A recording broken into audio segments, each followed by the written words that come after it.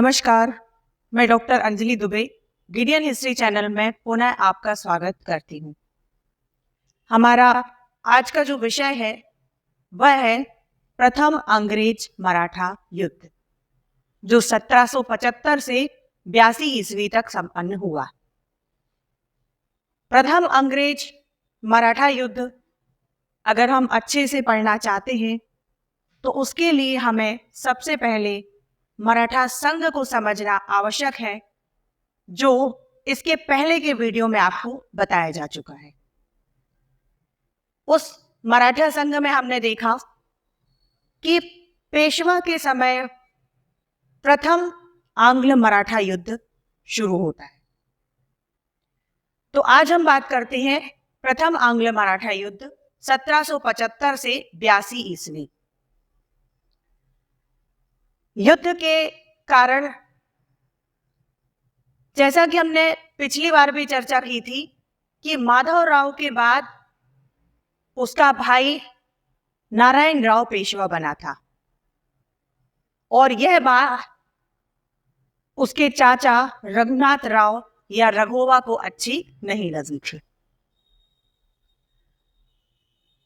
तो 1772 ईस्वी में जो पेशवा माधवराव था उसकी मृत्यु हो गई और उसके बाद नारायण राव पेशवा बने। नया पेशवा अगर देखा जाए तो वह अनुभवहीन और चंचल प्रकृति का युवक था। उसका चाचा रघुनाथ राव अथवा रघोबा स्वयं पेशवा बनना चाहता था। उसने स्वर्गीय पेशवा माधवराव को भी बहुत कष्ट दिए थे और उसके खिलाफ षड्यंत्र भी रचे थे। यह अलग बात है कि वह सफल नहीं हो पाया। उसने अगस्त 1773 ईस्वी में नारायण राव का वध करवा दिया और स्वयं पेशवा बन गया। किंतु दरबार के अन्य मराठा सरदारों ने, जिनमें प्रमुख थे नाना फडणवीस, उन्होंने रघुनाथ राव की सत्ता को चुनौती दी।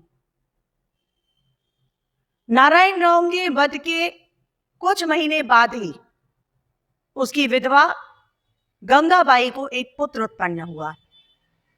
नाना फडणवीस तथा उनके समर्थकों ने तुरंत उस नवजात शिशु को पेशवा घोषित कर दिया और एक संरक्षक समिति बनाकर उसके नाम से नाना फडणवीस स्वयं शासन करने लगे। तब रघुनाथ राव, जो पेशवा की गद्दी को प्राप्त करना चाहता था, उसने बंबई जाकर अंग्रेजों से सहायता की प्रार्थना की। मार्च 1775 ईस्वी में रघुनाथ राव तथा बंबई की अंग्रेजी सरकार के बीच सूरत के स्थान पर एक संधि हो गई और उसमें यह तय हुआ कि अंग्रेज रघोबा की सहायता के लिए 25,000 सैनिक रखेंगे, जिनका व्यय रघोबा को स्वयं ही वहन करना होगा। रघोबा ने उस संधि में यह भी तय किया कि सालसर, बसी तथा निकटवर्ती द्वीप और भनोज एवं सूरत की आय का कुछ भाग कंपनी को वह देगा। यह भी तय हुआ कि रघोबा पूना दरबार से भविष्य में कोई भी संधि करेगा तो उसमें अंग्रेज भी शामिल रहेंगे। रघोबा ने यह भी वचन दिया कि वह कंपनी के शत्रुओं से कोई संधि नहीं करेगा और जमानत के तौर पर रघोबा ने 6 लाख रुपए अदा कर दिए। इस प्रकार रघुनाथ राव ने अपने ही घर में आग लगा ली और अंग्रेजों को मराठों के आंतरिक मामलों में हस्तक्षेप करने का अवसर प्राप्त हो गया। इतनी प्लानिंग के बाद घटनाएं घटित हुई। घटनाएं पढ़ने से पहले हमें यह भी समझना होगा कि यहां अंग्रेजों और अंग्रेजों में भी आपस में द्वंद्व की स्थिति बनी हुई है, मगर अंग्रेज कभी भी कंपनी का अहित नहीं करेंगे। उसका कारण यह है कि 1772 में जो वॉरेन हेस्टिंग आया था, वह 1773 में बंगाल का गवर्नर जनरल बन गया है। और अभी जो डायरेक्टर्स हैं वह इस बात को स्वीकार नहीं कर पा रहे हैं, जिसके कारण अगर बंबई के अंग्रेज कोई व्यवस्था बनाते हैं तो वॉरेन हेस्टिंग का सोचना है कि उसको पहले गवर्नर जनरल से परमिशन लेनी चाहिए।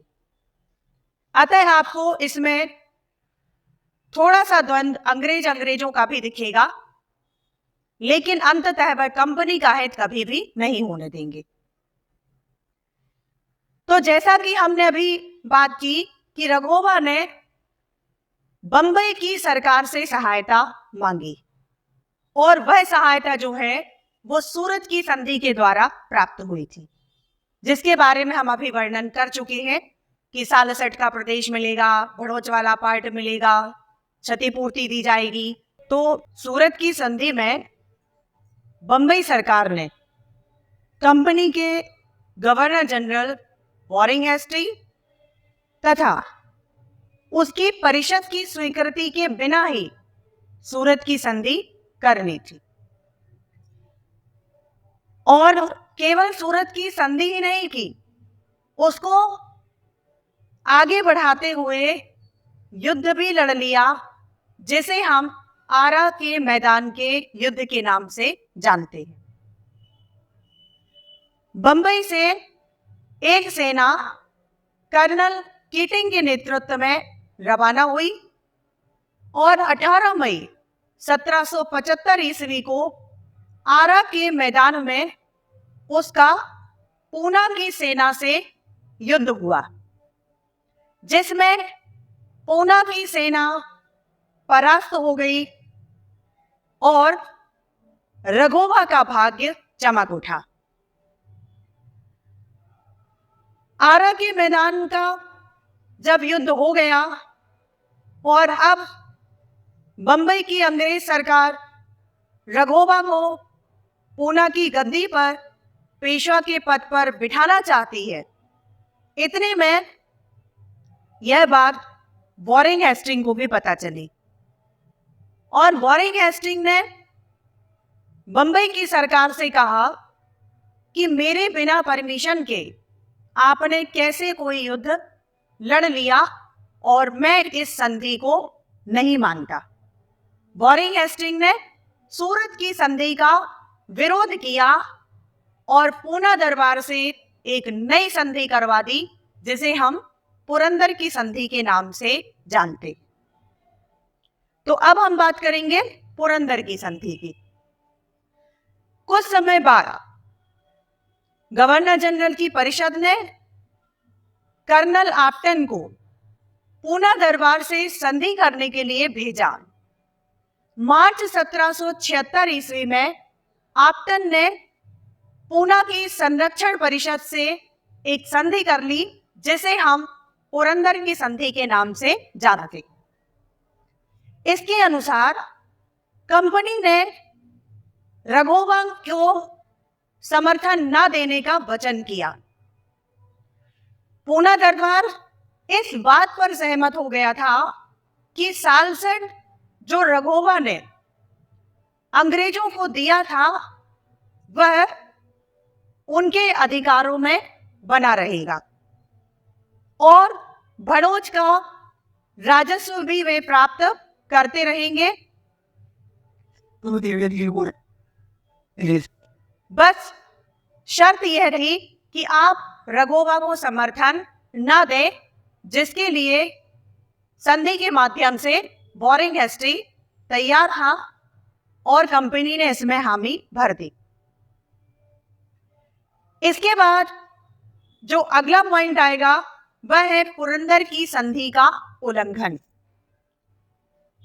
जैसा कि मैंने आपको पहले ही बताया है कि इसमें आपस में अंग्रेज अधिकारियों में भी मतभेद चल रहा है और उसका कारण है कि एक नया पद अभी अभी सृजित हुआ है गवर्नर जनरल का, जिसको बाकी डायरेक्टर्स जल्दी स्वीकार नहीं कर रहे हैं। तो पुरंदर की संधि का उल्लंघन, पुरंदर की संधि का पालन नहीं किया गया। इसका पहला कारण तो यह था कि कंपनी के निदेशकों ने इस संधि को स्वीकार नहीं किया था। उन्होंने सूरत की संधि का समर्थन किया और आदेश दिया कि रघोबा के साथ संपन्न हुई संधि का पालन किया जाए और उसने कंपनी को जो भूमि दे दी थी उस पर अधिकार कर लिया जाए।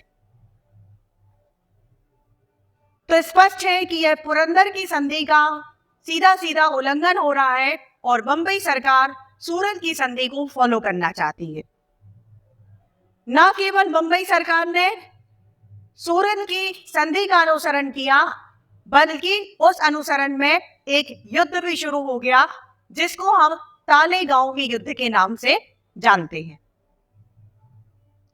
कंपनी के निदेशकों के आदेश से प्रोत्साहित होकर जो बंबई सरकार थी उसने पुरंदर की संधि को ठुकरा दिया और पूना दरबार के विरुद्ध युद्ध आरंभ कर दिया रघोबा या रघुनाथ राव को गद्दी पर बिठाने के लिए।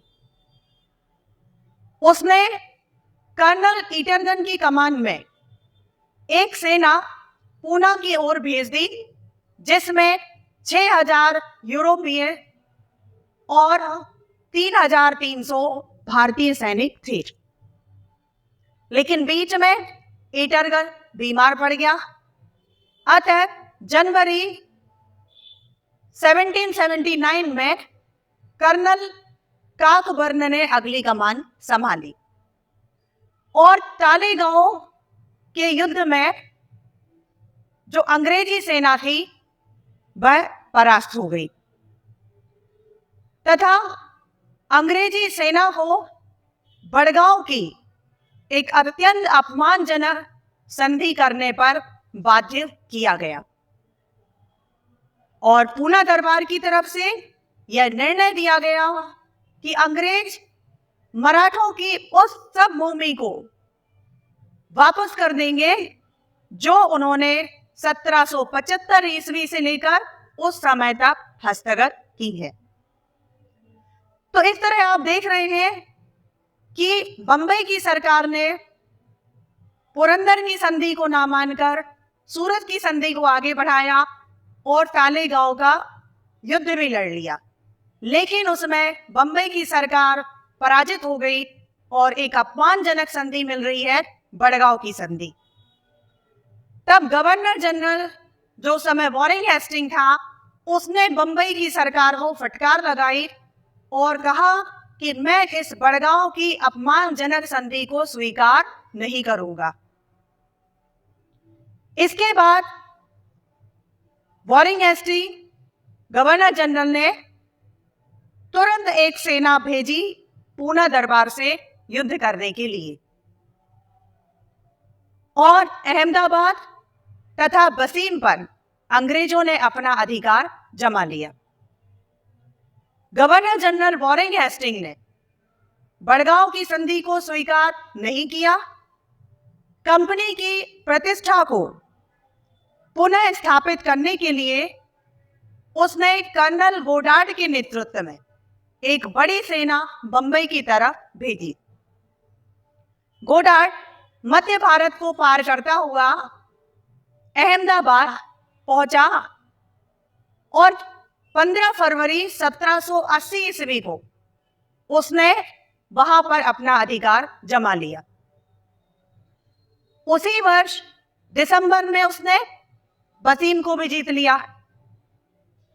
बड़ौदा का जो मराठा सरदार गायकवाड़ था, उसने गद्दारी करी और वह गोडार्ड से जाकर के मिल गया तथा आजीवन कंपनी का मित्र बन गया। गायकवाड़ कभी भी अंग्रेजों से युद्ध नहीं करेंगे। इसके बाद 1781 में अंग्रेजों की पराजय हुई, क्योंकि पूना में भी एक मंझा खिलाड़ी बैठा हुआ है जिसको हम नाना फडणवीस के नाम से जानते हैं, और दूसरा साथ में अंग्रेज मैसूर युद्ध भी चल रहा है। तो जो अंग्रेजों की सेना है वह दो भागों में डिवाइड। गुजरात की विजय के बाद गोडार्ड जो था वह पूना की तरफ बढ़ा। पूना में उस समय नाना फडणवीस का शासन था। वह एक प्रतिभाशाली राजनीतिज्ञ थे। इसी बीच द्वितीय अंग्रेज मैसूर युद्ध भी शुरू हो गया और अंग्रेजों के खिलाफ तीन शक्तियां सामने आ गई, निजाम, मराठा और मैसूर, और इन सब ने मिलकर के एक संयुक्त मोर्चा बना लिया। अप्रैल 1781 ईस्वी में पूना दरबार की सेना ने गोडार्ड को भारी पराजय दे दी। यद्यपि गोडार्ड स्वयं निकलने में सफल हो गया, वहां से भागा, लेकिन बड़ी संख्या में गोडार्ड के जो सैनिक थे वह हताहत हो गए और बहुत सी युद्ध सामग्री की भी भारी क्षति अंग्रेजों को हुई थी। अब अंग्रेजों ने देखा वॉरेन हेस्टिंग के लिए यह कंपनी की प्रतिष्ठा का सवाल था और वह समझ रहा था कि अगर हम एक साथ मैसूर से भी लड़ेंगे और मराठों से भी लड़ेंगे तो शायद हम हार जाएंगे। और वॉरेन हेस्टिंग ने यह भी देखा कि हमने अहमदाबाद जीत लिया है, वसीम जीत लिया है, लेकिन पूना में अंग्रेज हार गए। तब उसने चाल चली कि मराठा की कमजोर कड़ी को पकड़ा जाए और किसी भी तरह से युद्ध को विराम करना आवश्यक है ताकि केवल पूरी शक्ति मैसूर की तरफ लगाई जाए। अतः उसने जो कमजोर कड़ी सामने आई वह है सिंधिया, और सिंधिया के साथ अब अंग्रेज लड़ेंगे सीपरी का युद्ध। तो अगला पॉइंट है आपका सीपरी का युद्ध तथा सिंधिया की पराजय।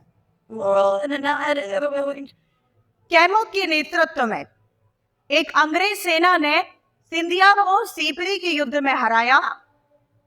इन पराजय से सिंधिया घबरा गया और उसने अंग्रेजों से संधि वार्ता आरंभ कर दी और पूना दरबार तथा अंग्रेजों के बीच मध्यस्थता कराने का भी वचन दे दिया। फलस्वरूप 17 मई 1782 को एक संधि हुई जिसको हम सलाबाई की संधि के नाम से जानते हैं, और इस सलाबाई की संधि के साथ साथ युद्ध जो है वह बंद हो गया। अगर इसके परिणाम की बात करें तो परिणाम स्वरूप सलाबाई की संधि हुई है जिसमें यह तय किया गया था कि जो 67 वाला पार्ट है वह कंपनी के अधिकार में रहेगा। उसके अलावा इसमें यह भी तय हुआ कि अंग्रेजों ने नारायण राव के पुत्र, जो बच्चा धीरे धीरे बड़ा हो रहा था, उसको, जिसका नाम रखा गया माधवराव नारायण राव, उसको पेशवा मान दिया। सलाबाई की संधि में यह भी तय हुआ कि रघोवा को 3 लाख रुपए वार्षिक पेंशन दी जाएगी पूना दरबार की तरफ से, और इसके साथ साथ अंग्रेजों ने इस संधि के माध्यम से पूना दरबार को यह वचन भी दिया कि वे कभी भी रघोवा को समर्थन नहीं देंगे। Doctor B.A. स्मिथ ने कहा है कि सलाबाई की संधि भारतीय इतिहास की एक अत्यंत महत्वपूर्ण घटना है, क्योंकि इसके द्वारा आगामी 20 वर्षों तक के लिए शक्तिशाली मराठों के साथ शांति स्थापित हो गई थी। मगर वह शांति क्यों स्थापित हुई थी, यह हम समझ सकते हैं, क्योंकि इन्हें अपनी पूरी शक्ति मैसूर राज्य में देनी थी। तो मैं आशा करती हूं कि आज के इस वीडियो के माध्यम से आपको प्रथम आंग्ल मराठा युद्ध बहुत अच्छे से समझ में आ गया होगा, और इसके बाद अगले वीडियो में हम द्वितीय आंग्ल मराठा युद्ध पर चर्चा करेंगे, जो अगले 20 सालों के बाद होगा। तो आप समझ सकते हैं कि 20 साल बाद बहुत सी पीढ़ी भी बदल जाएगी, तो उसको बताते हुए फिर द्वितीय मराठा युद्ध शुरू किया जाएगा। धन्यवाद। आज का वीडियो जिन संदर्भ ग्रंथों पर आधारित है वे आपके स्क्रीन पर हैं। यदि आपको ये वीडियो अच्छा लगा और भविष्य में आप भारतीय एवं विश्व इतिहास को क्रमबद्ध रूप से जानना चाहते हैं, तो आप इस चैनल को लाइक करें एवं सब्सक्राइब का बटन दबाएं। आपके सुझाव सदैव आमंत्रित हैं। साथियों, इस चैनल का उद्देश्य किसी भी रूप में व्यवसाय बिल्कुल भी नहीं है। इस चैनल के द्वारा संपूर्ण इतिहास का ज्ञान पूर्णतः निःशुल्क प्रस्तुत किया जाएगा। धन्यवाद।